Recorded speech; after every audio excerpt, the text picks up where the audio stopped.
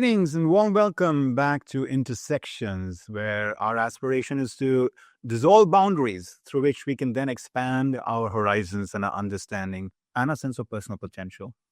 Today, I have the pleasure of welcoming Anne-Marie Slaughter. She is a global leader, an educator, a foreign policy expert, public intellectual. In 2009, Hillary Clinton, as the Secretary of State, appointed her as the first woman director of policy planning. She has been a professor at University of Chicago Law School, Harvard Law School, Princeton University, regular columnist for Project Syndicate, and a contributing editor to the Financial Times. She appears regularly on CNN and BBC, NPR, and PBS, and is the author of several books, including The Idea That Is America, Unfinished Business, and Renewal, From Crisis to Transformation in Our Life, Work, and Politics. I'm particularly excited about today's conversation because I see this aspiration of intersections, of dissolving boundaries, as something that Anne-Marie, through her work and through her life, can speak so thoughtfully about around many dimensions. The dimensions of, for example, of being in academia and then being somebody actively shaping policy and social thinking, the work-life sort of, dissolving of the boundary and kind of understanding the trade-offs and balance between those two, personal and professional. There are some really powerful stories of, her own growth that have informed her professional life. And the most perhaps challenging of all, the bridging of divides between the political and social stratifications we see in society today. So it is a real pleasure and joy to have in our midst Anne-Marie Slaughter. It's my pleasure to be here. I'm really looking forward to the conversation. Thank you, Anne-Marie. What a joy to have you. I've been very much looking forward to it as well. And I want to start with a moment in time that, first had you come on my radar, which I think may have happened for quite a few, of us in America. And that was the moment where you resigned from your role at the Department of State and you were traveling back to Princeton. And you shared the reason for why you were doing that. And it wasn't an easy decision for you, but you shared the reason.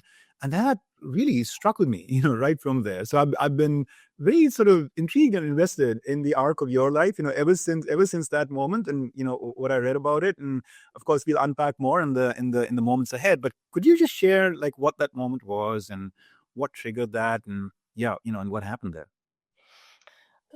I left Princeton University, where I had been the dean of the School of Public and International Affairs for 7 years. I left in 2009 to go into the government, the Obama administration, to serve as the director of policy planning for Secretary Clinton. And this was really a dream job for me. Indeed, when I graduated from Princeton in 1980, if you'd asked me what I wanted to do in 20 years, being director of policy planning would have been high on my list. And I had to commute from Princeton. I had two sons. My husband and I had two sons who were at that point 11 and 9. And I would leave the house early on Monday morning and come back late Friday. A number of other people, mostly women I knew in the State Department, did the same thing. And I spent 2 years as director of policy planning, and they were really tremendously rewarding years working for Secretary Clinton on issues I cared passionately about. And I've expected to stay. I've always wanted to be an in and outer, and that means when your party's in power, ride the train as far as it will go. But my elder son was having a rocky adolescence, and he really needed both my husband and me kind of all hands on deck. And I made a choice I never expected to make as a feminist, as an ambitious woman, as a foreign policy expert, which was to go home and to put family first. And that triggered a whole set of reflections on who I thought I was. And even more importantly, a look around at so many other women who I think many of us thought, well, they just weren't ambitious enough, or they didn't want it enough, or they couldn't manage their time well enough, something, so that there was something lacking with them, that they couldn't stay in the workplace, in climbing the ladder. Because I was still a full-time professor at Princeton. It wasn't like I wasn't working. And I wrote about that in the Atlantic in an article called Why Women Still Can't Have It All. Not meaning they can't, but saying we have got a long way to go before we get to real gender equality. And unexpectedly, certainly to me, and I think to many people, that article went viral and really launched another round of what has been a regular conversation about work and family, decade on decade. And this happened to be the catalyst for the conversation in the early teens. Yeah, yeah. My next touch point with you, which you wouldn't know about, but happened where I think it was roughly about 10 years ago. I don't recall the specific sort of organization and event. I think it might have been Society for Human Resource Management, sure. Oh. And we were both giving keynotes. You know, you were the keynote before me, and so I heard the last part of your conversation with them. You know, and I was like, oh, this is that lady, you know, who I read about, you know, in her article in the Atlantic and in all the, you know, controversy and ideas that it sort of, you know, sort of spawned. And then I heard you talk about sort of, you know, some of the thinking and work that you formalized since then, in part, I suppose, catalyzed, is that right? Like from just a personal journey that you were making in appreciating and understanding the need for rethinking the architecture of work life with caregiving as a central pillar, right? And you were starting to talk about those things, and I was like, this is fantastic. You know, she's talking about a topic really close to my heart, and we can come back and we'll talk more about that. But it's remarkable that she's taken this personal sort of, you know, struggle, adversity, you know, outcome, moment, and translated that into something, you know, of like almost like a social movement. So first of all, like, kudos to you. You know, since I was on my way up the stage as you were coming down, I didn't have the opportunity, you know, to actually, you know, kind of come over and you know, try to kind of spend a couple of moments, you know, with you. But so this is a conversation long in the making, you know. I well remember speaking at SHRM. It's enormous, right? The Society for Resource Management, it's all the human resources people. And I think it was in Florida. So I very much remember that.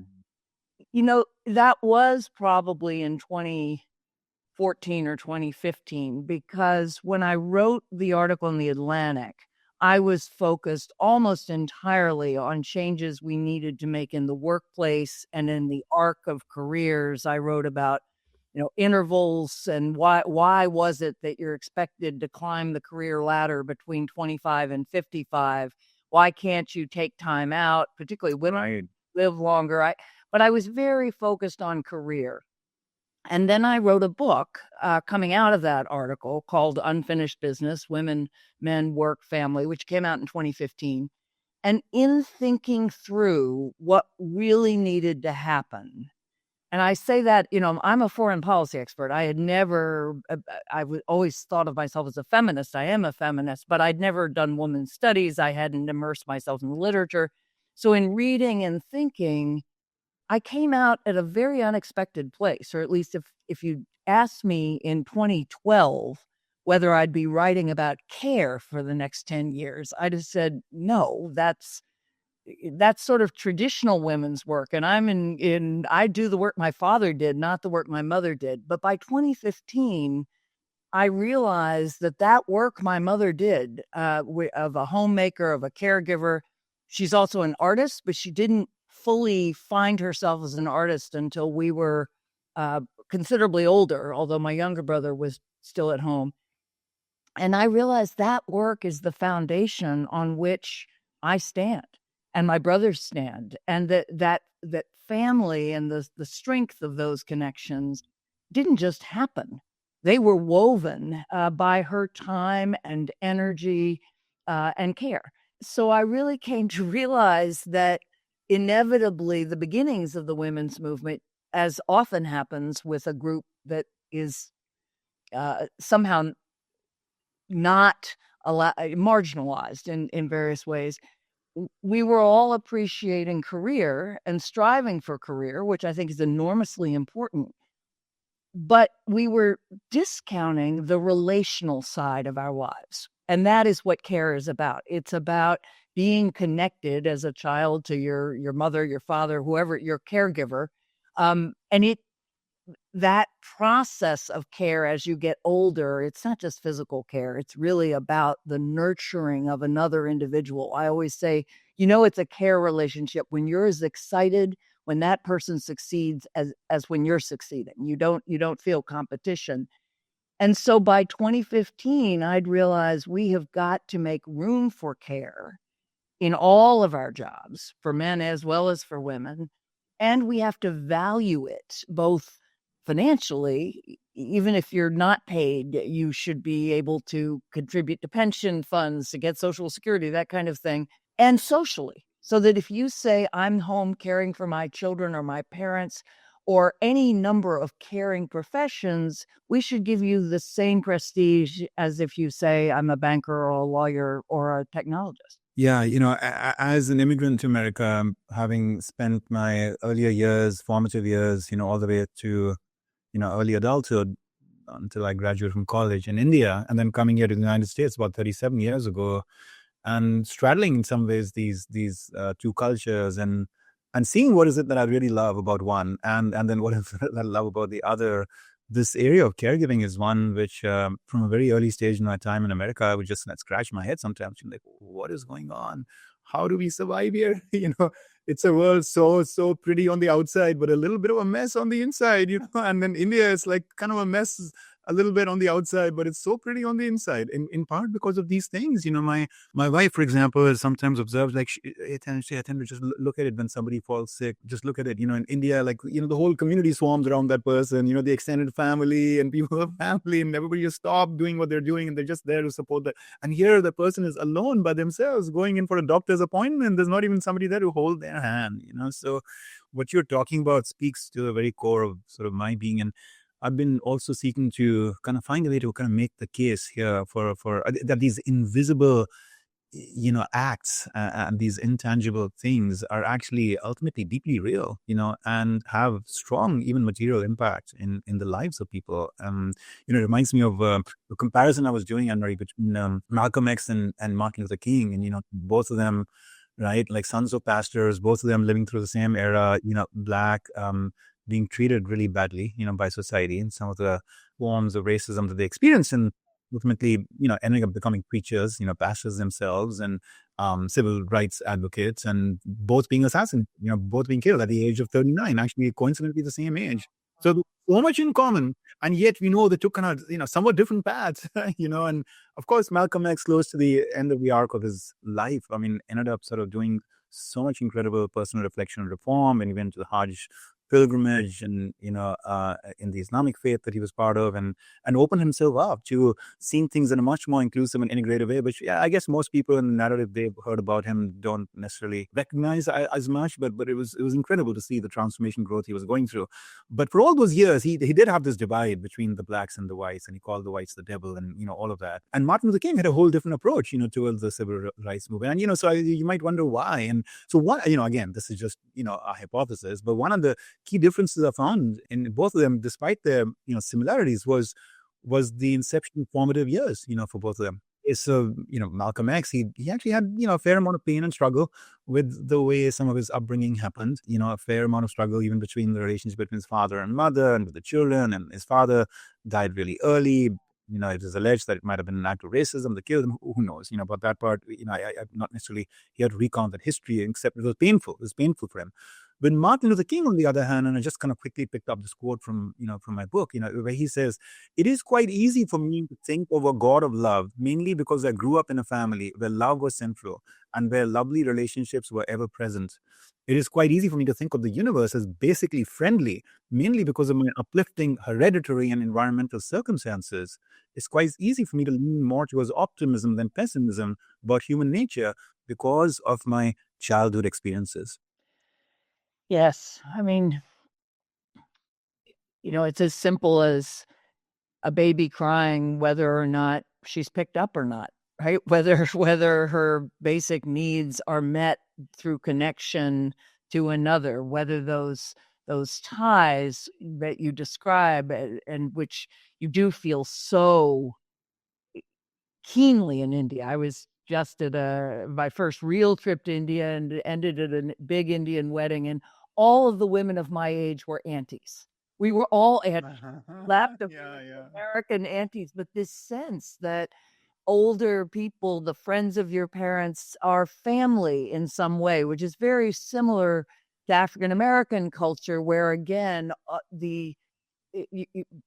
you kind of adopt elders as part of this web of connection that supports you. If you grow up with that, yes, you experience connection to another human being, relationship with another human being as essentially positive. Obviously, there is no family in the world where there is no negative, and there's always stress, and there's relationships are often ruptured, and then they can go back stronger.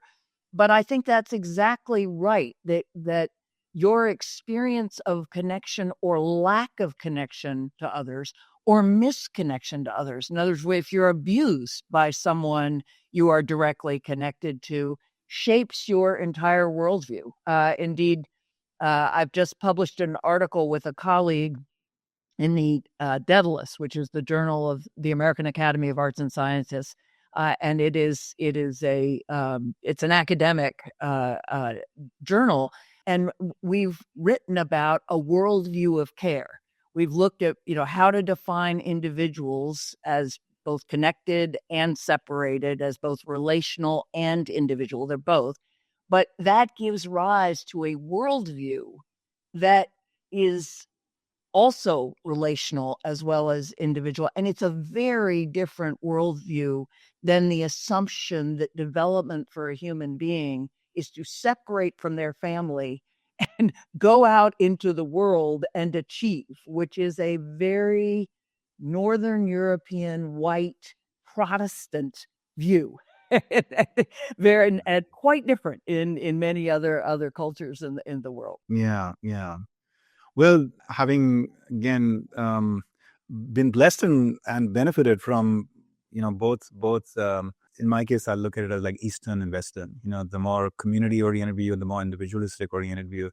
I realized at some point that rather than have to pick one from the other, like we need to fuse opposites. We need to explore a way to kind of see one and the other as just yin yang.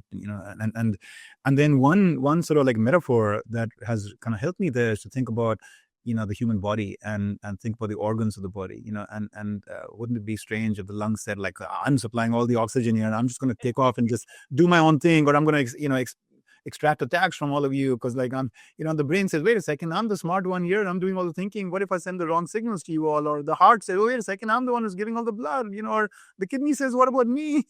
Wouldn't you want to tell them, hey, listen, children, just stop, don't fight with each other, don't try to be one-upman here or there, just recognize that you keep giving, do your part, and then you'll receive a healthy body in return. And when there's a healthy body and you're part of a healthy body, then you'll be healthy too, right? Isn't it? I mean, none of these organs can be healthy if the body isn't healthy, but the body can't be healthy if the organ isn't doing its part, to contribute as well. And, what a beautiful codependency, But at the same time, it doesn't make any of these organs ultimately just emulate some master organ. It's not that the kidneys say, oh, okay, I better be the best lungs I can, because like that's the really high status kind of, profession in the world that is paid the most, or something. They have to be the best kidneys. The lungs have to be the best lungs, So, I mean, like somehow like nature, I think, is almost like whispering to us, these underlying secrets of what, causes flourishing in the world. I don't know.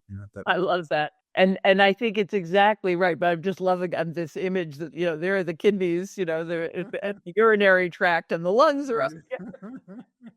It makes me, but I think that is exactly right. Hillary Clinton always used to say, the world is not either or, it is both and. And for some reason, Americans in particular, I think, and maybe Anglo-Saxons, we have a very adversarial view of the world. Our justice system, our debating, we are very much either or. You have this side or that side, and one has to win. Now, obviously, judges can confuse them, but it is both.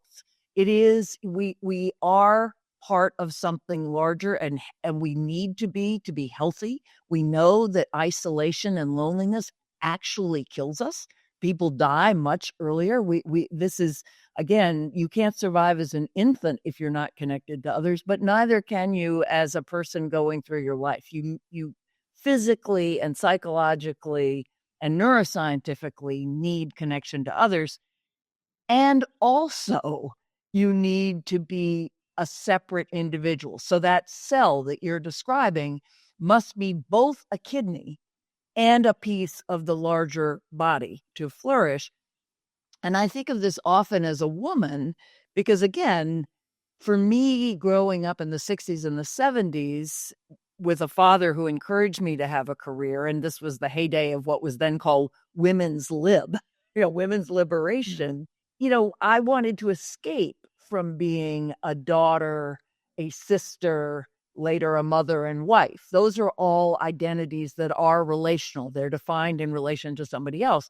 I wanted to be able to be a lawyer and then a professor and a diplomat, a writer, very keenly. But once I became those things, I didn't want to give up that relational identity. And so I think when people talked about women having it all, they were saying, no, we want both.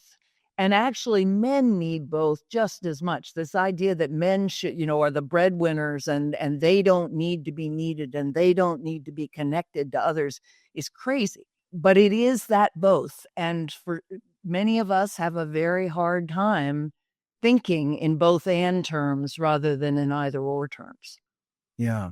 So I'm so thrilled that someone with your pedigree, your position, and voice out there is really seeking to highlight and open up our nation to something so important and yet so ignored in modern times. And there's of course some of this that can be approached through institutional reform.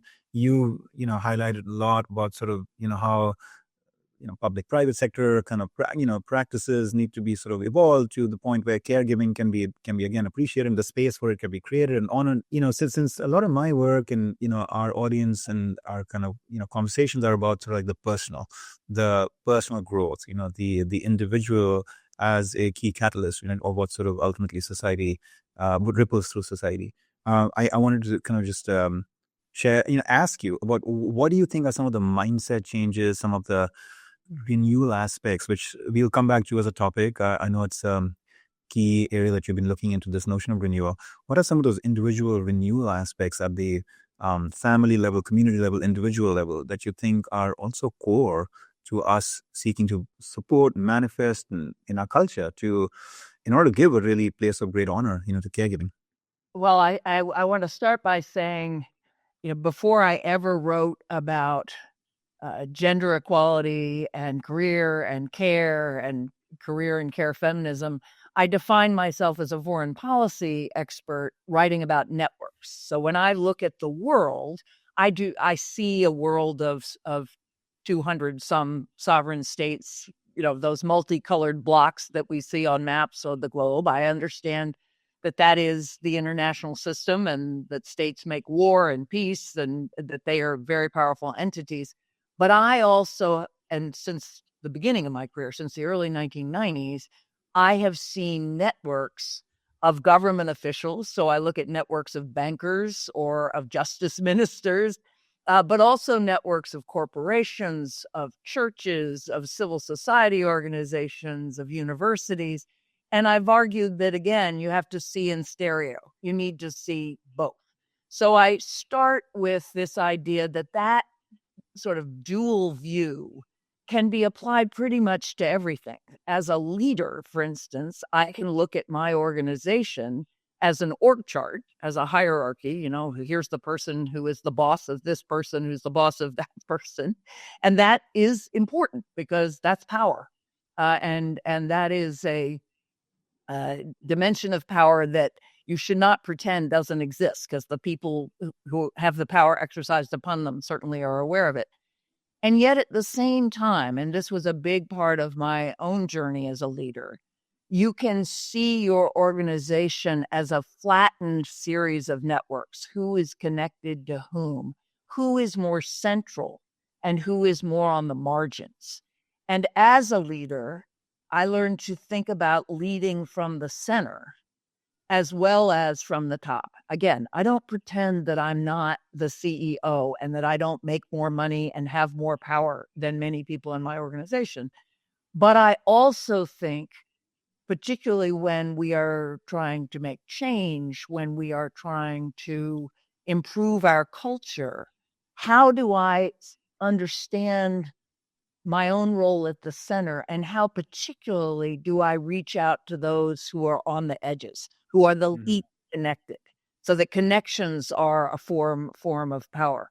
And I think you can do that you can do it in your family. Honestly, one of the things I learned as a parent was I did a lot better with my children when I accepted some of their argument. They would accept more of mine. So if they said, I want to come in at midnight, I might say, why? And they might say, well, it's really important that I be at this party, et cetera. And if I listened and compromised, they were much more inclined to accept my view. Right. This doesn't work for everything. but Mhm. but again, it's idea that in some part you can be equals, even when in other parts you're not. And that can apply to your community, your organization, I would say to your nation, and again, even the world, that we need to think about the world as these networks of individual and group actors if we're going to save the planet, as well as thinking of us as these entities that are enmeshed in power relations as states. I love that thought. We'll come back to that when we talk a little bit about sort of your work on renewal and race relations, and which is a topic on my mind. So we'll come back to this model of sort of sharing power proactively, as you said, as part of that network piece. Just to finish the thinking on this topic of family, caregiving, work-life balance, etc. And how it relates to foreign policy in what you've said as well.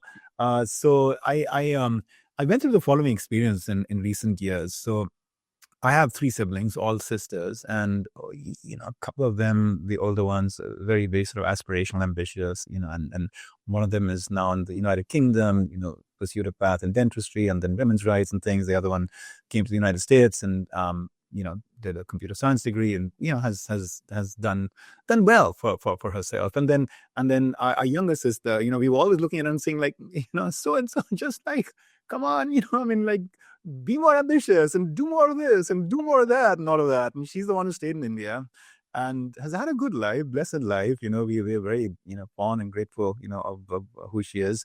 But what we noticed over the years is that, our parents started to age, and there were moments where we couldn't fly in the business of our lives, from America or from the UK, what have you.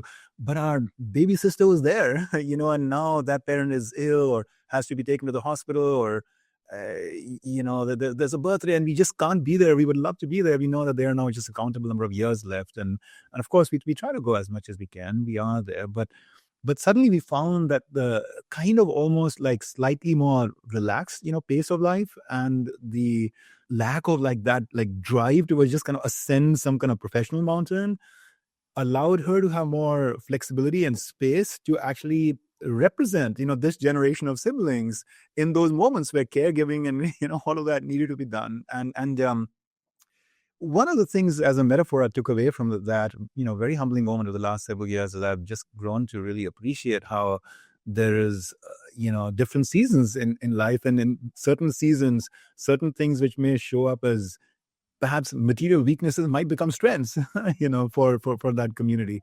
And I wonder if that could be, a way to think about even nations that we have created a worldview that the developed nations, have so much more to teach the developing nations and all of that. And that, GDP and per capita income and all of these are the measures of how successful a society is. And I respect those very much. I celebrate much of what the Western world and America in particular has advanced in those rights. But I also wonder if, like, is it possible that some of the other, some of the factors that have led other nations to perhaps at times not economically develop themselves as much. Now, some of that is just, things that should be changed and reformed, and I'm very much for that. But it could also be that there is something worth preserving, in those societies. That's something which in a different situation may actually be a strength for the world. And if we saw the world as a family with all these different siblings, right, we could ask what's really special about the culture here, what's really special about the culture there. And yes, we all need some material upgrading, but also can we do it in a way where we actually celebrate the different personalities, and strengths of different value systems, out there. That is such an interesting way of thinking about the world in relation to how we think about families. I've never thought about it quite that way, but I very much identify with your point about different roles in families. And I also have my youngest sibling. I have two brothers, and my youngest sibling is 10 years younger than I am, and he had a very different family experience because my other brother and I were basically left for school when we was 8. He has stayed in our hometown, and he is there as my parents, who are now both over 90, are there. And very similarly, he's the one who gets the call. I'm a 5-hour drive away, and my other brother's a 7-hour drive. We can get on a plane, but we travel all the time. And I've often thought, what if your sister, my brother, who has a really great career, and we've taken great pride in it, but it has been more place-based, whereas, I've had a national and international career. What if somebody like that said, I'm the anchor of my family? What if that were a role? Because that is really the role he is playing, and he and his wife both. They are the anchors. That doesn't mean those roles don't shift, but we don't think about that as, again, making the contribution, as I said earlier, with my mother's work, that creates the foundation, that creates the security and the assurance that people are going to be taken care of when they need to, that enables everybody to do their different roles. I think that work is hard and indispensable. And again, if we were to think about it as anchor of your family, you might you might value it more. And I agree with you very much on the global side. Not only that people are, I think, often happier, you're right, there's a level of material need, no question, that once you need certain things, obviously food, your basic needs, and then education and a job. But once those are met, indeed, in this piece I've just published, we've talked about human needs. This idea that you should be connected to others and you should achieve, that you should be separate and connected at the same time, that would give us a view of happiness and well-being that is not measured by GDP. And we know that. I mean, the top, Bhutan has a happiness index, and a number of countries score well above the United States, even though the US has the biggest GDP. And many of them are small nations where it is easier to be closely connected than if you're as big as the United States. But I do think that this sense that you have a place, that others will care for you, that you will care for others, is a source of well-being that once you've attained a basic standard of material well-being, money just won't buy. Really, it won't buy love. It won't buy happiness. It will certainly make you happier if you're starting from very little, but you'll get to a point where we need something else. And the other thing I would add, and you've thought a lot about this, it's connection to others, and it's connection to something spiritual. Could be the divine, could be nature. As we think about caring for our planet and feeling that we are part of that natural order, that's another set of connections without which we can't flourish. Well, thank you. That's really powerful. It's really powerful, so let's talk a little more about this last point you just made. You talked earlier about loneliness and how isolationism, in modern times, and some time back I read some research which talked about how loneliness is more an inner affliction than an outer affliction. In other words, you can be a Hollywood superstar with lots of fans and everything, and you commit suicide because you're lonely. Yeah. And you could have a lot of love and friendship and be at a party and you just still feel lonely at that party. And then you can have these folks, like the New York Times profiled this couple. Both of them had come from monastic backgrounds. They both had, for a while entered monastic life, but then left it and married each other. And this was during COVID times. And this was a beautiful piece about how they were feeling just so rich, just living in a forest, just by themselves, just by themselves in the forest. That was it. And so this notion that you can actually feel very rich just in solitude as well, right? Like, so I think you just started to kind of talk about something I did want to get to. Maybe we should do it now. The role of spirituality and a sense of connection with the universe, and how that is central to human flourishing. What has been your own path there, Anne-Marie? When did that quest really come to you? Was it innate just in growing up in your family, and or something that you searched for and found at some point, or is it more recent? Or can you talk a little bit about it from your personal journey? Yeah.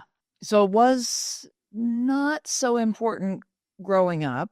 My mother's Belgian and came from an anti-clerical free-thinking tradition. In Europe, often the Catholic Church or any religion was often regarded as a constraint on being able to think freely. And that was the tradition my Belgian grandparents came from. And my father had been in the Presbyterian church and his grandmother in the Episcopalian church, but that was none of those really took for me. I think, well, by 2007, when I published The Idea That Is America, I talked about 7 values that made up that idea. And the first 4 are well known: liberty, democracy, equality, and justice. I think people might order those differently, but I don't think anybody would doubt that those are 4 values that Americans claim to, holds the country together, or at least used to. And then I talked about tolerance, humility, and faith. And faith, and I thought very hard about this.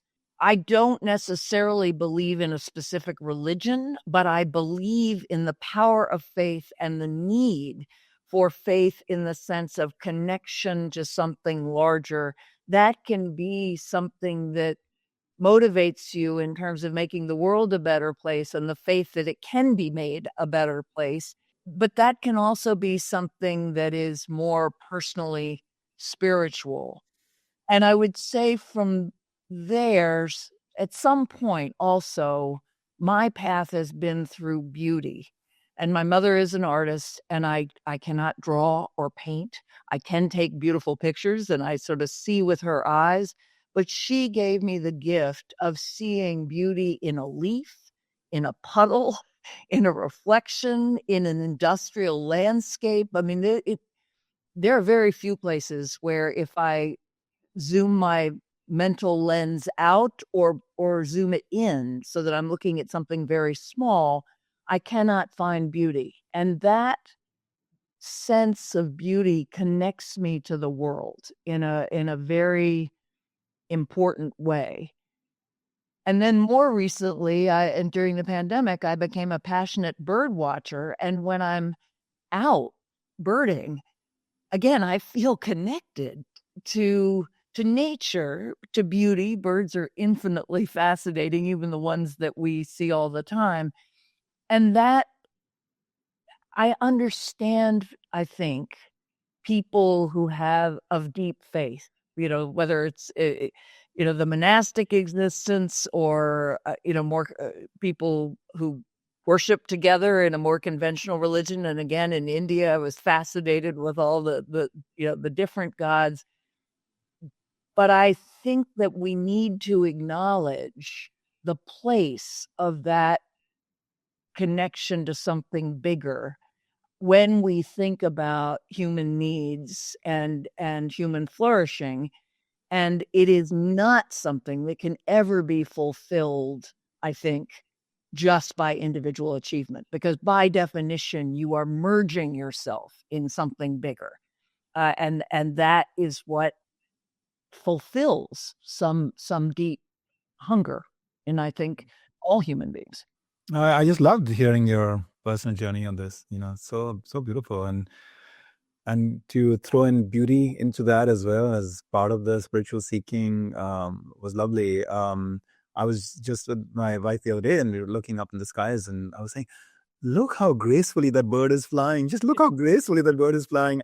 And I give her the credit for actually opening my eyes to that because, she became a bird watcher about a, decade and a half ago or so. And it's remarkable how your eyes open up, right? And hers are much, much more open than mine. So we walk in Central Park and, she'll spot like that kind of bird there and that kind of, she can name them. I can't name them. I just see them as like colorful little sprightly things. But sometimes it takes me a lot of effort to actually cut through the foliage and actually see the bird, but somehow eyes are very open, right? And so she can see us. So I love that idea that even the appreciation of beauty and the observation of beauty, and to your point about seeing it in the smallest of things to the most grandiose of things is a cultivated craft, and it's something that makes us more feel closer to purity and to there being perhaps some underlying goodness, in the world that secretly speaks to us through these, right? And the fact that you had that to your mother, I mean, in some ways, with all her perhaps Belgian roots of skepticism towards institutional religion, I mean, that was a form of religion, that was coming to you. Yeah, Yeah. very, very much so. And it's a connection to her also. I mean, I'm conscious that I'm seeing the world through her eyes. And at her 90th birthday party, everyone basically gave the same toast. All of her 8 grandchildren and her children, we all sort of said, you have taught us to see the world differently and with a sense of wonder. It's also the way a child experiences the world often. Every little thing, if you take a walk with a toddler, you may not get more than, you know, 3 sidewalk squares, but everything is going to be can be a source of wonder. Yeah, yeah, yeah. Beautiful. So since you have been in education and so have I wonder if we could maybe connect the conversation we're having with what is critically needed in higher education today. You have spoken very articulately about sort of the relevance and importance of higher education, how much love and engagement you had with it, and I feel the same. I mean, that's what brought me to America, in the first place, and I even till today just feel such a lifelong debt of gratitude towards a country and a higher education system that saw some talent and possibilities in me and gave me a stipend to come and study for my PhD and basically get myself resettled in a much more economically just like unaffordable land. Like I could never have made it here, and on the basis of my savings or family income from my father and mother. So higher education, it's been a huge pillar of American society, and yet it's been under siege. In recent times, we've seen a groundswell of critical voices that worry about sort of how it's become very polarized. Politically,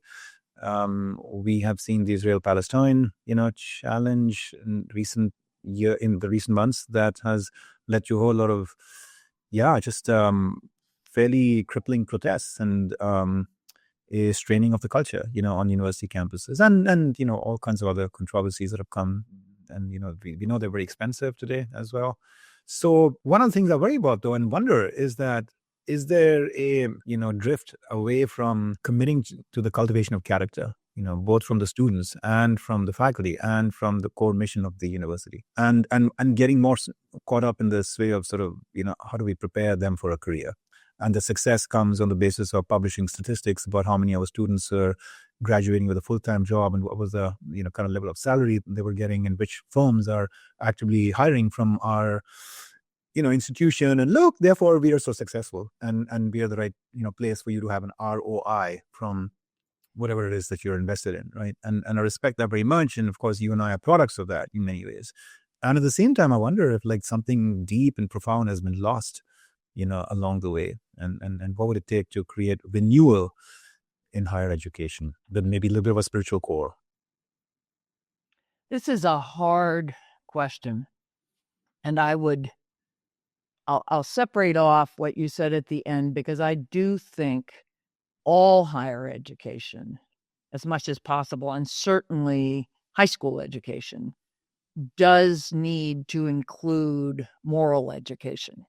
And of course, many times that runs aground on separation of church and state in the United States, although it's also true that many parents choose to send their children to private schools because they want a specific moral education, whether it's Catholic or Jewish or Protestant.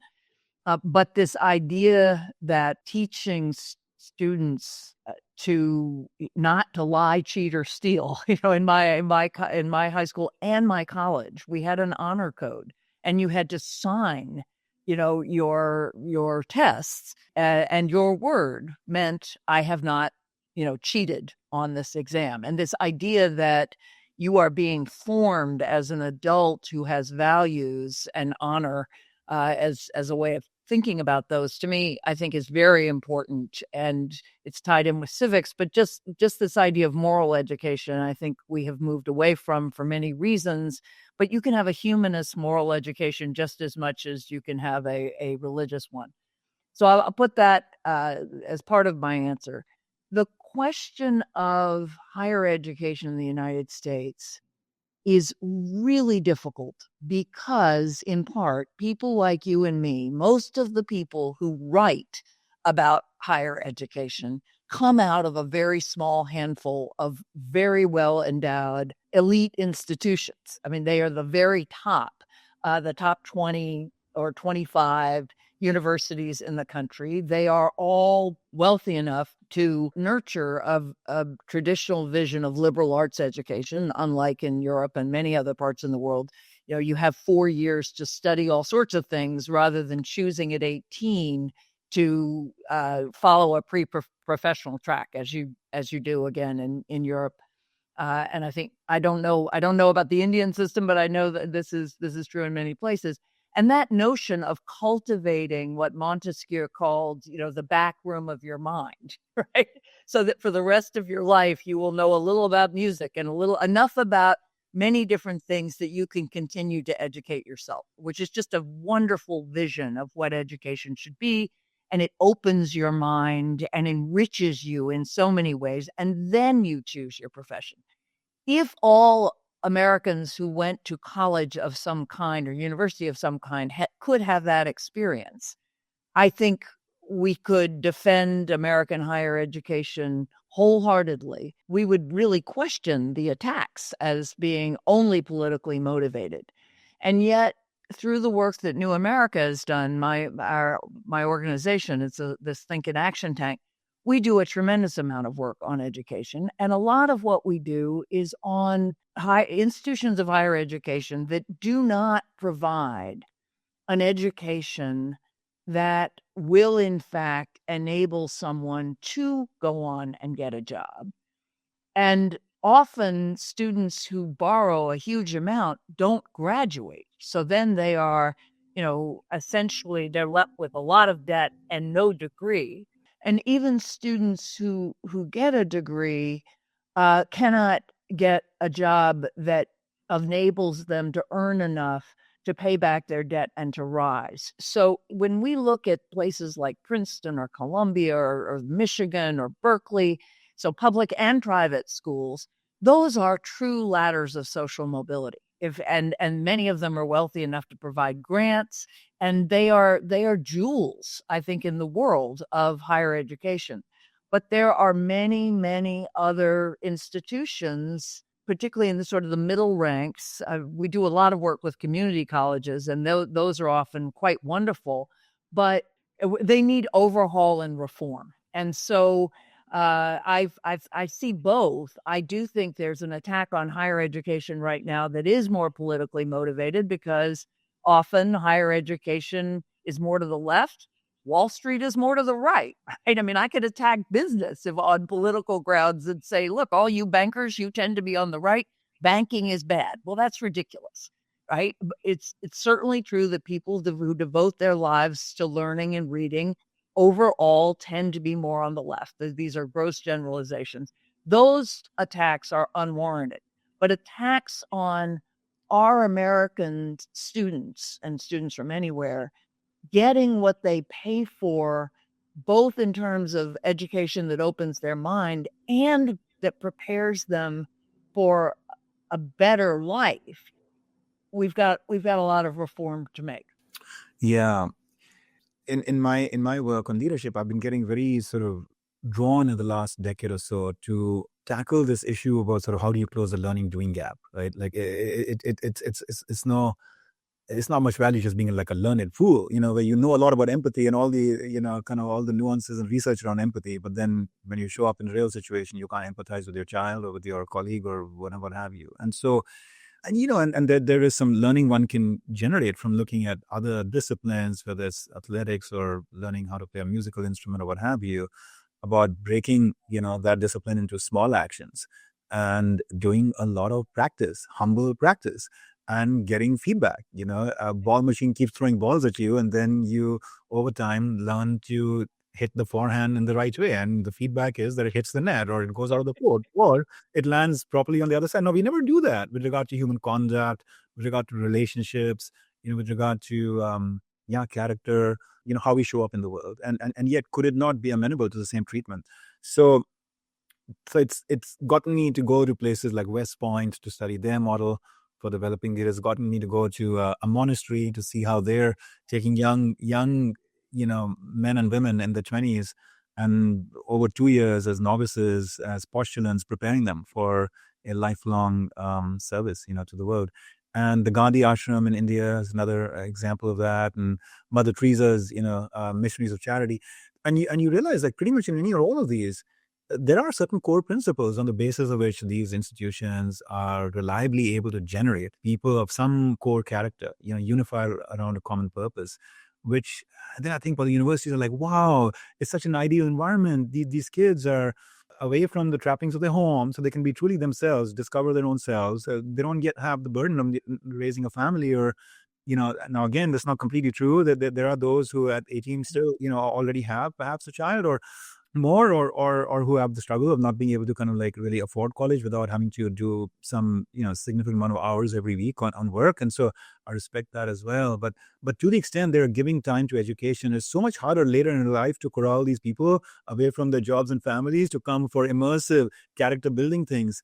But what if we re-envision the university to be one where from freshman orientation onwards, it's like you're giving your whole life, to these 4 years, to this adventure, to this journey. And along the way, it's not just like taking credits, in some exams that you have to take at the end of a class. It's how you live, on campus, how we coexist with each other, creating a certain culture of, shared growth partnerships and all of that. And, what could be some universal values that we could all sign up for? They could say, yeah, across all faiths and secular communities, I mean, these things are really, honored, as human virtues. And let's really create like an ecosystem where any or all of these are cultivated, not just the mind, which is what we've done so much of. I would love your thoughts and reaction to an idea like that. I don't know. So that's very interesting. And I think it is possible. Princeton just had Alumni Day, and Justice Elena Kagan was there, and she won the highest award. The Woodrow Wilson Award is for the undergraduate who has contributed the most in the nation's service. And Princeton's motto always was in the nation's service. That came from Woodrow Wilson himself when he was president of Princeton, not when he was president of the United States in 1876. And then later it became in the nation's service and the service of all nations. So now in the service of humanity. But that ethos, it's repeated from the minute you march into the chapel for a non-denominational service, but one that is, as far as I'm concerned, deeply spiritual. You are immersed in that culture. Now, many graduates of Princeton go on, to lots of private sector careers where they are not necessarily working for the public. So I don't want to claim this is something everyone does. But it is a sense that this is the purpose of the university. And it is sort of another extreme.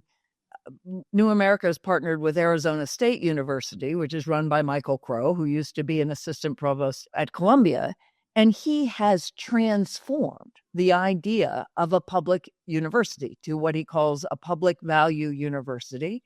the most important thing he's done, in my view, is to say we are going to be measured by whom we include, not whom we exclude. So all the universities following the top universities brag about how few people they take, because that shows how selective they are.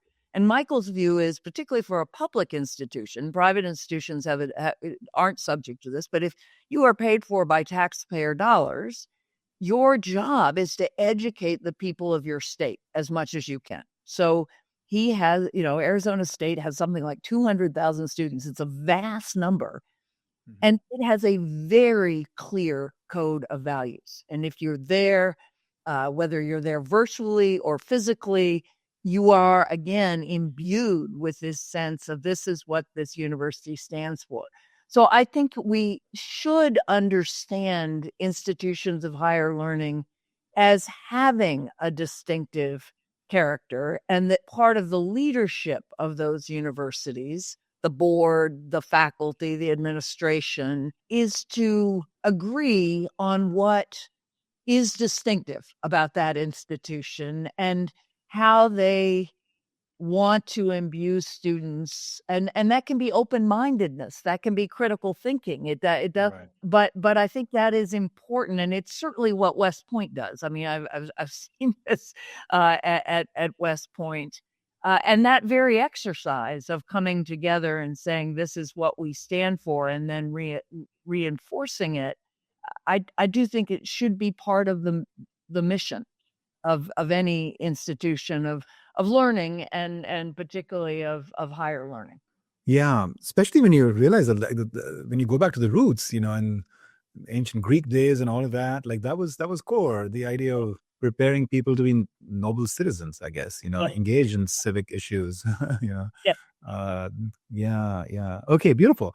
I was aware that New America has been working with ASU. I've been hearing about Michael Crow and ASU from a few different sources, and it's really quite a beautiful example of someone actually taking an established institution and really helping to, in some ways, renew and rethink, right, and then reinvent it in a way that really speaks to its core, its core purpose and the present times, the needs of the present time. So, thank you for shedding a spotlight on that, and perhaps at some point I would, want to reach out to Michael and see if he's open to coming on this podcast. And it sounds like he'd make a really great guest. He would. So, yeah. What got you to, build that bridge with ASU? I mean,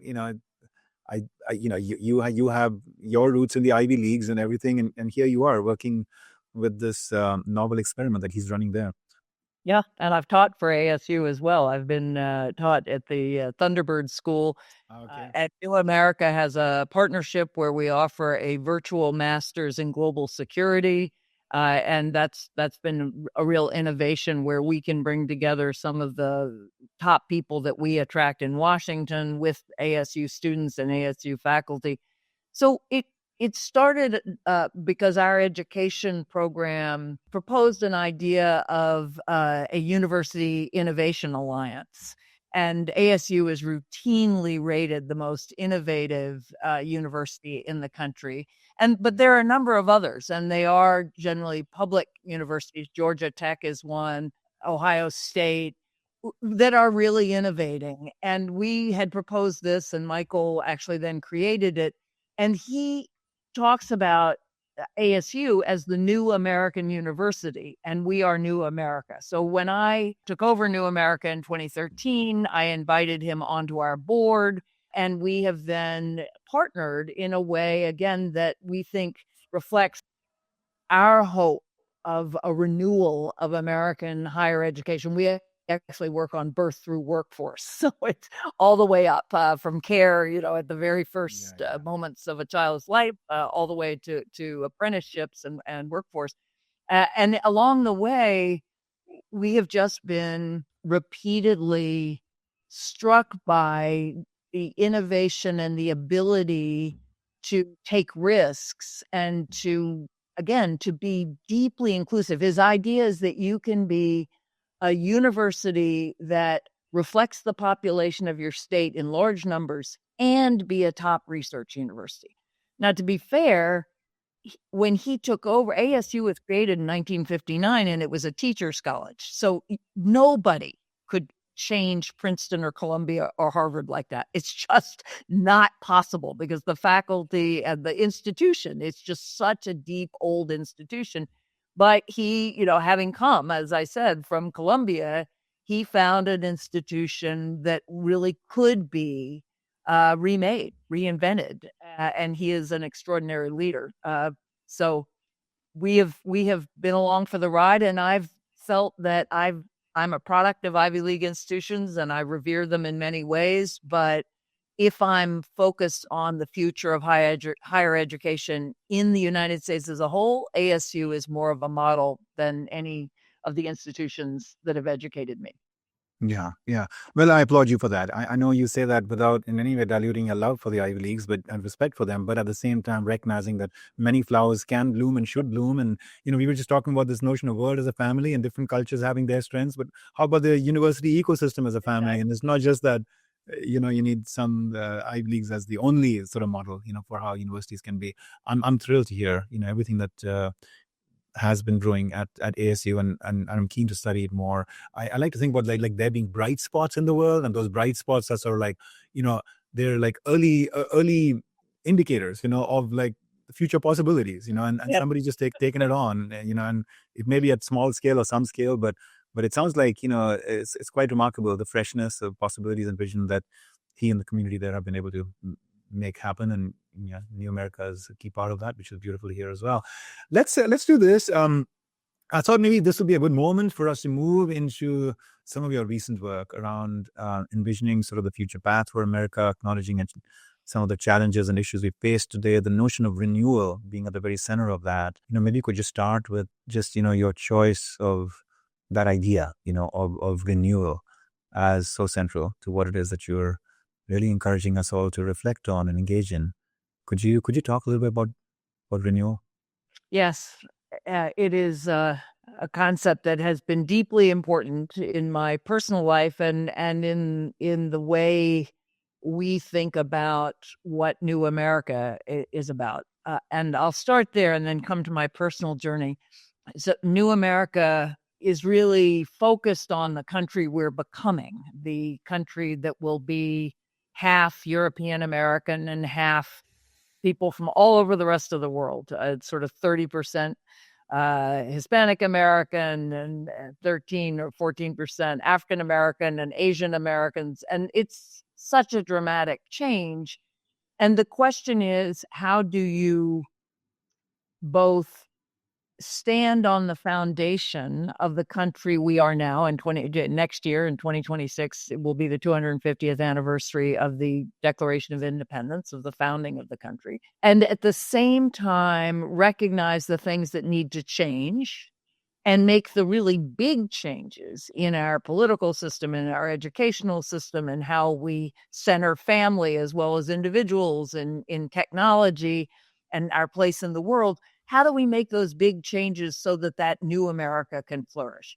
And we describe our mission as renewing the promise of America in an age of rapid technological and social change. And there again, the idea of renewing is you look back to the promise that is in our founding documents that was never achieved fully, and indeed was clearly betrayed by slavery and our treatment of indigenous people at that founding. So, I grew up in Charlottesville, Virginia. Thomas Jefferson is treated like a local who's going to walk down the street at any moment. When I was growing up, he was revered with no criticism whatsoever. Today, you go to Monticello and you see Thomas Jefferson, the great statesman, the thinker, the architect, the Renaissance person, and the slaveholder, and his relationship with Sally Hemings, who was was an enslaved woman, and then his own children. It's a very complicated picture, and that's the way I think we have to look at our country as a whole. But it includes, again, there is promise, there has been progress, and we have a long way to go. And renewal means you look backwards at the And then you look forward with the new and you try to bring those together. And as we look toward 2026, we have the framework of pride in a lot of what our country's accomplished, reckoning with a lot of our flaws, and aspiration. What are we going to be going forward? That became a personal mantra for me after going through a real leadership crisis in 2017, where New America was accused of letting an employee go on pressure from a funder. That wasn't true, but as the leader, I did not handle that crisis well, and my institution was imperiled. Fortunately, it is stronger than ever now, and I'm still in the job. But that personal crisis led me to go through a process of renewal that was, again, looking backward and forward. And the looking backward is a process of what I call radical honesty. And what I write about in my book, Renewal, is run toward the criticism, right? Do not shrink, do not hide, face it, invite it, and realize that without doing that, you cannot grow, which is not exactly a revelation. I think, most of therapy is based on you have to name it to change it. But in this case, it was really going to board members and saying, you need to tell me what I've been doing wrong. And don't sugarcoat it. Don't be rude. But I need to hear honestly where you think I can improve. And at the same time, believing I could change, believing that I could embrace not a completely new me. I don't believe in that. But I could change positively in ways that would mean that I was renewing a form of leadership and a way of being in the world. So renewal for me, again, is looking backward and forward in the same time. It's facing your flaws and your attributes, and understanding that through that process is tremendous growth and satisfaction. I don't believe in, happiness is not something we have all the time. I don't believe in attaining some kind of perfect happiness. I do believe that constantly learning and growing is the greatest gift that we can have. And renewal is that process. I would say it was for me, but I see it for institutions and indeed for the country itself. That's one of the things I really like about sort of your treatment of this topic, is that you're building this kind of connective tissue from the individual to the institution to the nation. Perhaps one can even think of it as the world at large, that it all ties together, and every one of those steps is so central to progress. And so you brought up your personal example as well for what journey you've gone through. Let's come back to that, because it's such a case study, I think, in exemplary leadership, ready to kind of study and understand how you face that moment of leaning into that criticism. Let's come back to that. Talking about sort of the national mood right now, and the topic that you've raised, but looking at a history with a little bit more of a fuller, unfiltered lens, and seeing some of the warts and wounds there as well, not just the shining sort of light of grace. What I feel so pained about is how divided we are as a country as to what that shared narrative needs to be. Right, there is a section of us, on the liberal side, who are really pushing hard for talking about it as a study of trauma and bad childhood in America's early kind of days, and all of that. And then there's a community that say, well, wait a second, we're a great nation. We have had so much that we've contributed to the advancement of civilization, and so many of the greatest inventions and things which the whole world is using is coming from America. So let's be proud. Let's be proud of who we are as a nation. And does it have to be either or? Again, in the context of what we were just talking earlier as a core theme in some of your kind of question work, can it not be that we use a more, like you said, stereophonic sort of approach. And I sense that and see that in what you've been questing. When you've been speaking about this to audiences that have a mix of, political and social, profiles in them, have you been able to place this thesis in front of them in a way that you feel like carries a large percentage of the room with you, if not all?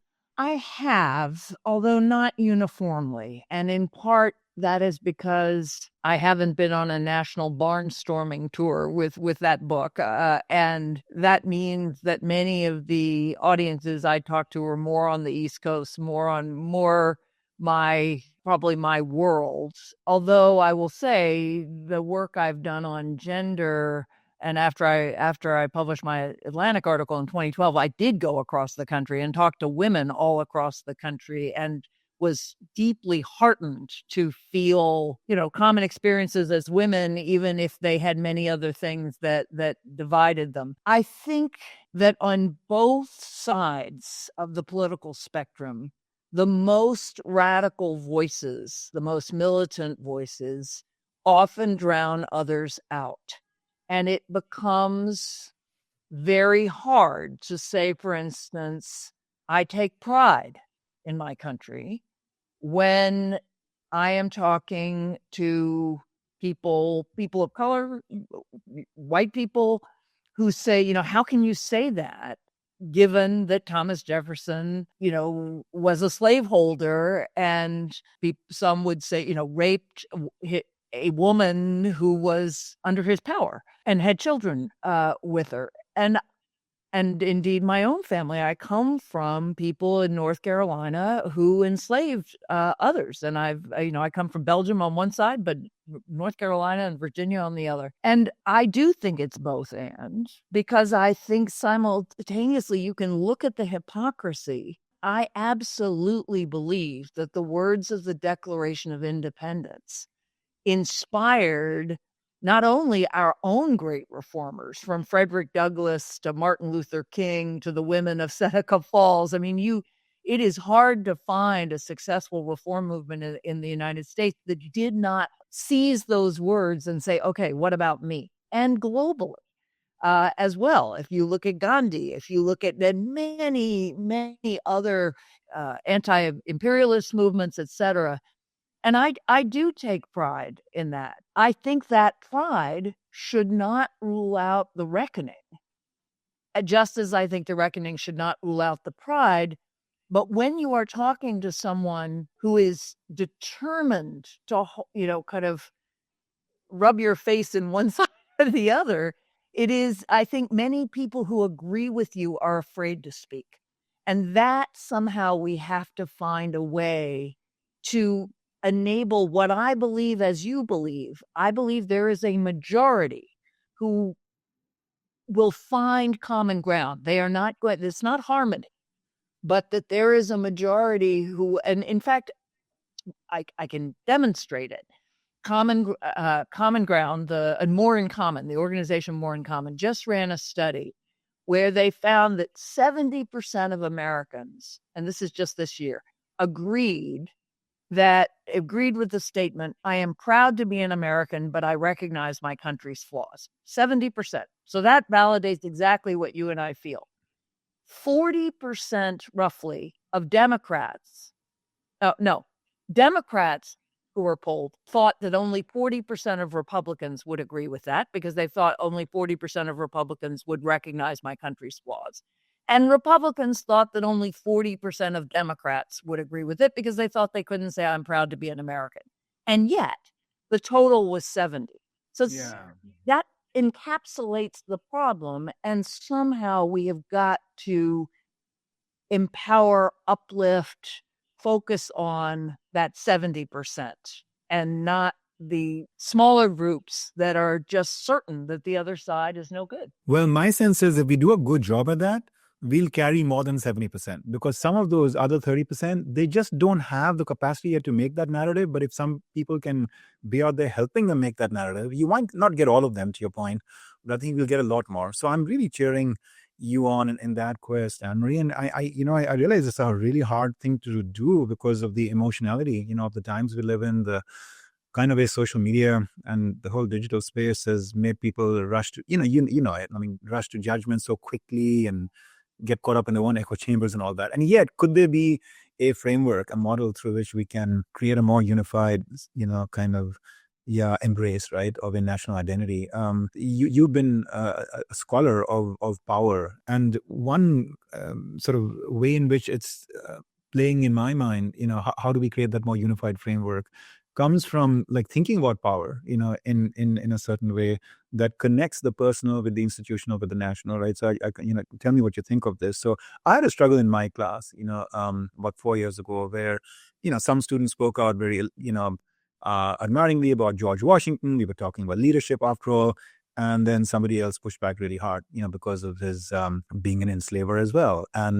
And then I just couldn't like keep that class unified, around the work that we were meant to do about our own growth, given the controversy that had just happened there. And partly I was struggling with it because I had written a very glowing piece, as a blog on Washington a while back, based on some of his very storied, kind of contributions to the founding of America and all of that. And so I went back and I studied, and I realized, like, hey, Hitendra, to the point you made, you really not done full justice, and it's matured me, as a scholar, so to say, and as a commentator, on issues of the day, to recognize that we may draw some inspiration from somebody, but that doesn't mean that we have to pretend that there was nothing flawed or troublesome about that person's, or troubling about that person's background as well. And so when I open myself up to a more vulnerable human side of George Washington, of course, part of it is also, I think, and this may, I think, bring more of the conservatives into the picture, is when you also don't do it as a purely American affliction, but you realize that at that time, in the conditions in the world, I mean,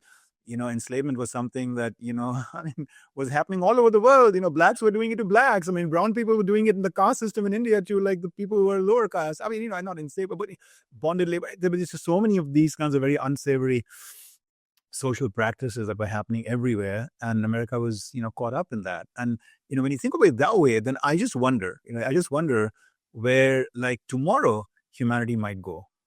And is it that we are going to be also judged by a more reformed, virtuous humanity 200 years from now? And they'll look at me and you and say, Hitendra, what were you doing? Just having these kind of conversations where you could have really gone and helped those people who were living just 100 miles from you and really hurting. And you went and splurged $100 on a dinner when you could have helped them. Or like, why were you only thinking about humanity? Why not think also about animals, or plants, or who knows? Who knows where humanity is going to go and how it'll grow and what they'll judge us for? Clearly, those people were also caught up just in the kind of, frameworks, delusive frameworks of their time. So anyways, I mean, the little bit of that, thrown into the mix. But then I also thought about George Washington and how he voluntarily gave up power at the time, and he could have, according to King George at that time in England, essentially asserted a form of monarchy in the country after winning the Revolutionary War, right? And also later when he resigned after two terms. And I realized that he was demonstrating an ethos which is at the core of inclusiveness and diversity and all the things we're trying to do, which is this notion that those in power voluntarily share power and voluntarily give up power. That is the core principle in order to kind of create a more wholesome society. And in his case, he only did it to white men. He didn't do it to women, and he didn't do it to the non-white men. But it was a start. It was a start of an experiment. And then you look at Abraham Lincoln, and he had this very mathematical almost model of saying, like, there's an idealized version of America that I have in mind, in fact, of the world, where we're all equal in terms of the opportunities we have and all of that. We are far from that right now. But now I'm putting words in his mouth, but as I read and understand it, it's as if like each of us is a link in an unbroken chain of human progress and development. And we have our work to do, and we should be grateful for the growth and progress that Martin Luther King's and, Frederick Douglass's and Lincoln's and others have brought to allow us to be where we are today. And yet, society tomorrow will be even bigger and even better. And so let's thank George Washington for giving us a little bit of that early example, and at least opening up the idea of the voluntary surrender of power, even though he could only do it to certain people, not to others. And we do our part to now voluntarily surrender our power, and now we're going to come to your story, because you talk a little bit about that, as part of your CEO and president sort of, roles in the organization. And so I want to come to your leadership journey as a closing sort of chapter in our conversation for the last 15 minutes. But before we get there, I don't know. I mean, what do you think about this notion of infusing a little bit more humility, in all of us, recognizing that tomorrow humanity is also going to judge us, with not a perfect light. There are aspects of us that we just don't know because we are locked into a certain value system based on. But humanity has been marching forward, and that's a beautiful thing. And even these people, while being seriously flawed, were also, in some ways, some of them were striving for something, and maybe that is the identity of America, an always progressing nation, a little bit closer to their ideal point. Yeah.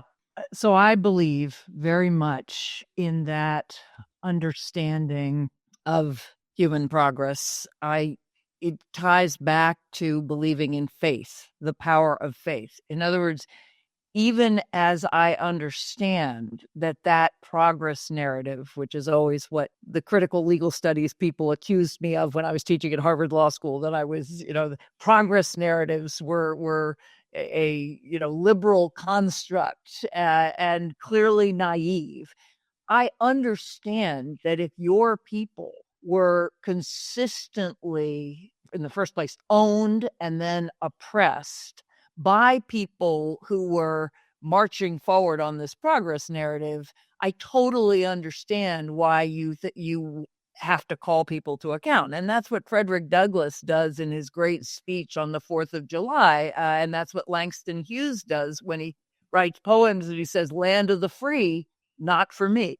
Right? And that's right. And to me, part of being a liberal and believing in universal values is humility and is constantly having to question, how well am I doing? How well am I doing as a human being? And how well am I doing as a CEO?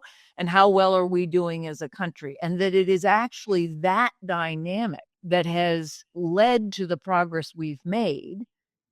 You can also say, and I believe, that the progress the United States has made and led in the world is destroying the planet, right? We in other words, we are now at a point where we have to change what we even define as progress, what we define as, Yeah, so true. et cetera. But I believe that without the faith that you can make a better world and that you can be a better person and that you can have a better life, you don't go anywhere. That and that is a matter of faith. It's more conviction than prediction or empirical observation, although on empirical observation, I think unquestionably the vast majority of human beings are better off.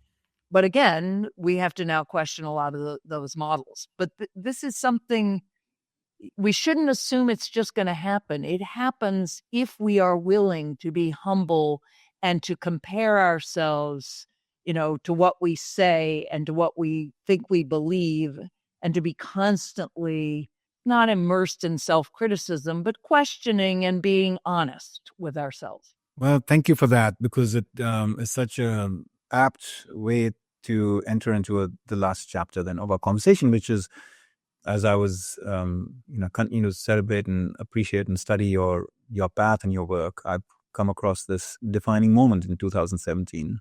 You cited it briefly, a little while back. I wonder if we can maybe slow down frame by frame a little bit of the action about sort of what precisely was that crisis and how you tackled it, right? And within that, I know there's going to be tremendous leadership lessons for our listeners, just as they have been for me. So, yeah, would you mind talking a little bit about that?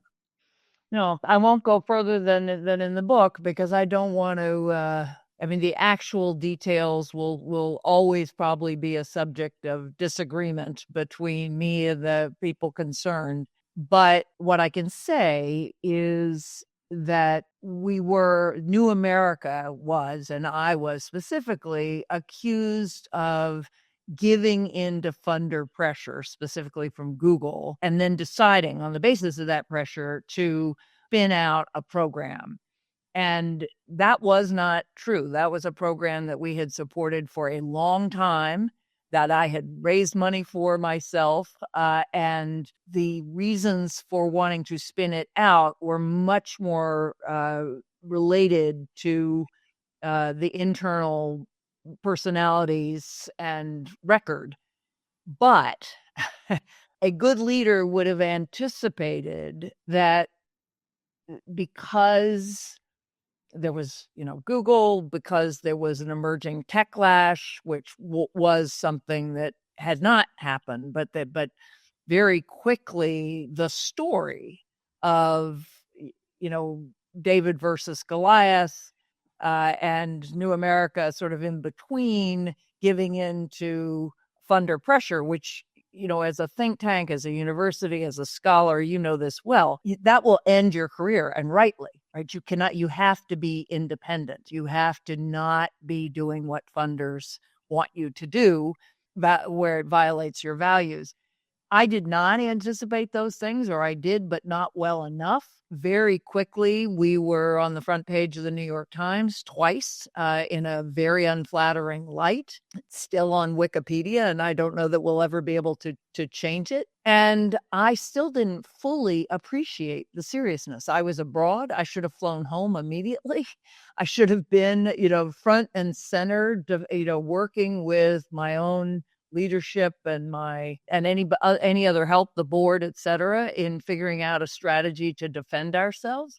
And I didn't do those things. And by the time I realized just how bad it was, we were in peril. And I write in Renewal that I start with, it was the worst day of my professional life, because I called all members of the board. One of them told me to run toward the criticism, as I described. I had to go in front of my staff, some 100+ people, in a room and on the phone, which is very hard because you can't see them and you don't know who they are, and apologize and explain, as I've explained now, no, I didn't do this, but I recognize that I have failed as a leader. And that's not fun. It's extremely hard. My stomach still knots even thinking about it. But that was the minimum that I owed the organization at that point. And then we came through it. But for me, it was it was a crisis and a comeuppance, a sort of questioning of, here I thought, I'd been lecturing on leadership, and I thought of myself as a good leader, and a strong leader, and to realize my career might have ended as a leader, but even more important, New America could really have been hurt as an organization. Our funders could have pulled out. And then, you have 100+ people who are depending. So it then took me a full year to 2 to think about what I needed to change, how to go through this process of renewal. Part of it was writing the book, which many people discouraged me from writing. I mean, it's a very candid sort of admission of failure, which is not encouraged in leadership, right? I mean, if you are risking that everybody will see you as damaged goods. And I knew that. And I still felt, particularly for many of the leaders I knew, many women leaders, that this would be worth it, and a gift to them. And I think that's been true. But I lead differently now. I am definitely more humble. I'd preached humility. I just hadn't practiced it. And I am consistently more reflective on the challenges of leadership. Mm-hmm. Well, thank you for recounting what, as you said, was not at all a very comfortable experience when you were going through it, and yet look at how you've grown from it. And that's beautiful. Perhaps then, close us out. You could talk a little bit about sort of what structural shifts, if any, have you made in the way you lead today that wasn't necessarily part of sort of your behavioral DNA or attitudinal DNA, like, in the pre-2017 timeframe? What are one or two things that, our audience might take away as practices to stay grounded, stay humble, stay connected, stay adaptive, stay tuned in, or, whatever it might have been for you as the most important sort of shifts to make? Well, the single most important thing I did was to split my job. I was president and CEO. And most leaders are president and CEO, and they often then have an executive vice president or a COO who is the internal person, and you're the external person. That's true of university presidents if you have a president and a provost. But I took my job and I stayed CEO and I hired somebody else as president. First, I promoted my executive vice president into the president role, and then when she left, I hired someone else as president. And that has been such an improvement. In the first place, I have a partner, and I need one. Leadership is hard. It's always hard, but it's hard right now, as you described. You have very divided, very strong-minded younger people in particular, um, big generational divisions. I often feel like this is no different than the 50s and the 60s. When you had hippies and yippies, that was more visible. You could see the differences. Now it's less visible, but it's very much there. But having somebody who is younger than I am, who has a different background than I do, has been it's basically extended the leadership of the organization in ways that more people, I think, feel that they can talk to one or the other of us, but also that I can hear things from my president that no one else will tell me. And that has been key, because one of the things I realized was I was going along, thinking that I was a leader of goodwill, and that everybody in my organization understood what I was trying to do and sort of had a connection to me. Well, that wasn't true at all. I found out that many, many, many of my of the staff didn't know me and didn't interpret my actions at all the way I meant them or interpreted them myself. And so you have to have channels of communication that are honest and timely. So you can always have a study and we did this. Somebody came in and interviewed everybody and then wrote a report. You can always do that, but you need something on an ongoing basis. So splitting my job was very important. And then I often think of leadership now in sort of accordion terms, so sometimes I am at the top and there's no question. I have to make decisions. Generally, Paul and I, my president and I, make them together, but I still have to be able to lead from the top. But many times I also need to be able to lead in a much more distributed way. So the organization may not be completely flat, but we have all the vice presidents, sometimes all the directors, who are part of council and even decision making. And so it is this kind of almost push me, pull you between the two roles. And it's a hard balance, because if you're only sort of taking advice and trying to reach some kind of consensus, you often just are not leading firmly enough that people feel that they are being led, which many people need. And yet, if you're too far out front, as I was, people don't identify enough with you and don't feel that they've been heard enough to go along. And that's hard, but that's been the biggest change. And as I get older, it gets harder. At some point you just have to say, okay, time for somebody younger to do this. But for the moment, I think I've found a balance that has been working for the organization and for me. Yeah, well, thank you for sharing that. I mean, in some ways, it's a very, apt note to sort of, end the conversation on, because I'm connecting back to your study of networks. Really clearly, there's a flavor of networks in what you've just shared. The earlier conversation we had about sort of different organs of the body. It's almost like that's what I'm seeing here, is like this organization, New America, for you, is like this body, and you want it to be healthy and thriving and have its place in the idea of policies and in the space of policy. And so you've got all these different sort of parts of it that you're helping to create the right space and connective bridges, and and kind of know when to really impose kind of your piece into the equation versus holdbacks. How beautiful as a model for leadership in the new world, one where, like you said, cross generations. Boy, we do need to guide them. We do need to support them with the right scaffolding, and yet we also need to sort of help unleash their energies, right? And in the right, because you just never know what they're coming with. You just never know what they're coming with. What ideas and possibilities. I mean, look at that moment that you talked about, where one of the massive national conversations and a catalyst for more of a focus on caregiving came from your son wanting more of you at home and not really caring about the fact that you might have this very prominent job in the world. But this one soul at that point in his teenage years somehow was able to ultimately be that sort of epicenter of what became like a national earthquake. Yeah, Right. that's interesting. I hadn't quite thought about it that way, but that's exactly right. And the unexpected, you cannot ever predict. And at the end of my life, I will be more known for that article, because people come up to me still and all over the world come up to me and thank me for your article. And I've written, of course, 150 articles, but it doesn't matter. There's only one. And, I never have predicted that. And I actually resisted it for quite a while. I thought, oh my God, I'm a foreign policy person. What is this? This tsunami is overtaking me. And over time, I've come to understand, no, this may not have, I didn't intend it, but it is how my life evolved. And I am grateful to have had impact. I mean, what more can we ask for? Positive impact.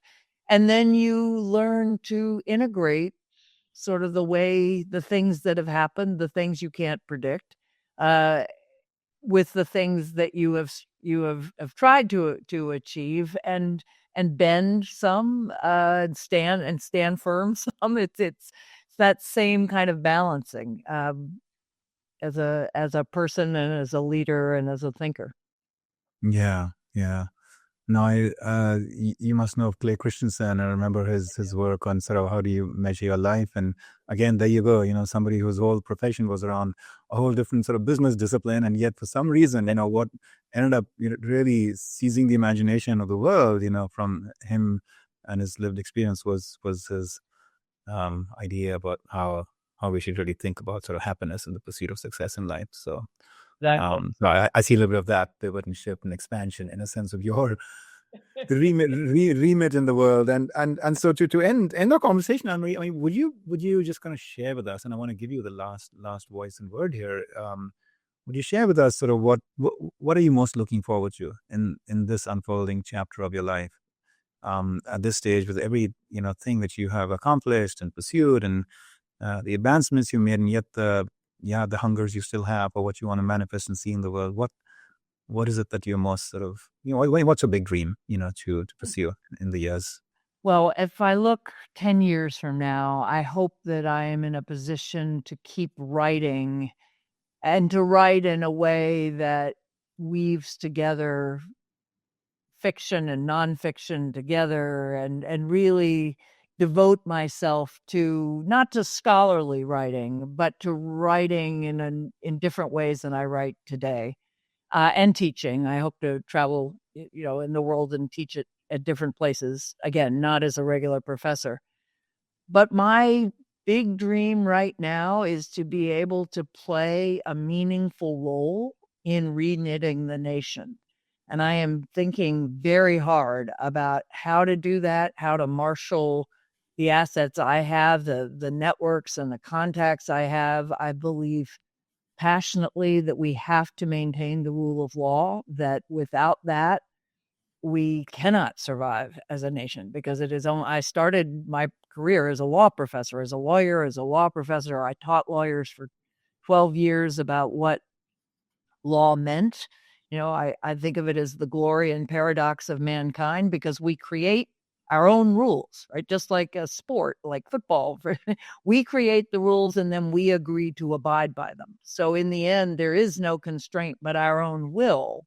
And yet, when that is broken, we are back to a world of violence. We are back to, Hobbes. And at the same time, as we've discussed, I do believe there's a majority of Americans who can see a positive narrative of the country, but also recognize our flaws, and can see one another as good people who differ about how to achieve many common aims. Not all. There are some really big divisions, but nevertheless, there've always been huge divisions, and yet we have managed to survive as a country, and to offer opportunity to hundreds of millions. And so that's my hope. I don't know how yet to do it, but I am fortunate enough to lead an organization called New America and to have built a lot of capital. And I hope to figure out how to spend it in ways that at the end of my life, I can look back and say, I helped meet this moment. Yeah. Yeah. Thank you. That was so heartfelt and just very inspiring. And it really, your love for the country, your love for contributing meaningfully in life, your love for higher ideals, just comes shining through in what you just shared. So cheering you on in that all important quest, such a critical quest for the world today. And I have no doubt that much goodness will come from all of the things that you're aspiring to take on and do. But like you said, like all of the networks and wisdom and resources that I remember this moment when Churchill entered 10 Downing Street at the time of Neville Chamberlain's resignation or the crisis hitting the UK, that my God, like Hitler is somebody we really cannot trust, and what's happening here. And the country was in quite a lot of state of dissonance, and he said, he was in his 60s at the time, and he said, I felt in that moment as if like everything I'd done in life was a mere preparation for the moment, Ha, that's So, so on the one hand, I mean, it can be perfectly justified for someone like you to be wanting to hang up your boots, at this stage with all that you've accomplished, but everything that is going on in the country and the fact that we're all kind of living healthier, longer lives, for the most part. I mean, there's, absolutely decades ahead, certainly a decade, but more, I think, of productive engagement and contribution that I would, be, having me expect and seek from someone like you. And so maybe everything we've done in life is just a mere preparation for this moment, And that's a beautiful note on which to end. I hope it is true. And I've just so enjoyed the conversation. It's given me so many things to think about and reflect on. And that's the essence of a great conversation. Oh, beautiful. Yeah. Thank you as well. I know I speak on behalf of all our listeners to express our gratitude in the midst of all that you're doing to have made time for this.